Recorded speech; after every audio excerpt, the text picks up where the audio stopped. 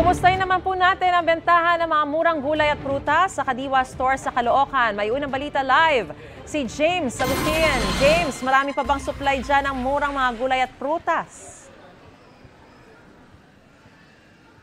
Yes, Maris, para sa mga residente ng Caloocan at kalapit na lugar, ay maaari pa sila magpunta dito dahil marami pa ako nakikita dito na supply ng mga gulay at prutas. At di lamang yan, mayroon pa ilang mga produkto tulad halimbawa ng mga itlog at may mga nakita din tayo dito na school uniforms at mga sapatos. At maaga pa lamang kanina, Maris, ay marami ng mamimili sa Kadiwa Store. Dito po yan sa Caloocan City Hall Complex. Mas mura mabibili po kasi yung ilang mga gulay dito tulad halimbawa ng repolyo na 50 pesos per kilo. Cauliflower ay 120 pesos per kilo, habang yung carrots ay 90 pesos per kilo. Mayroon ding sayote na 50 pesos per kilo, talong na 70 pesos, ampalaya na 100 pesos per kilo at labanos na 95 pesos ang kada kilo. May ilang prutas din na maaaring mabili tulad halimbawa ng mangga at abokado na 120 pesos per kilo.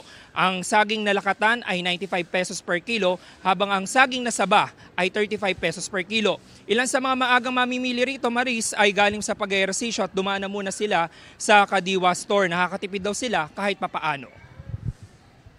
Unang-una sa lahat, malapit kami. Number one. Tapos, second, mura din ng 20 pesos.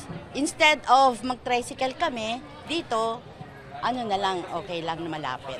Mas mura konti dito kaysa palengke. Nakatapid naman konti.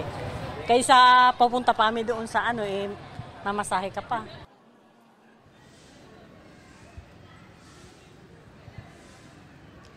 Maris, bukas ay may schedule din yung Kadiwa Store dito sa Caloocan City Hall Complex. At bukas po itong Kadiwa mula alas 7 ng umaga hanggang alas 5 ng hapon.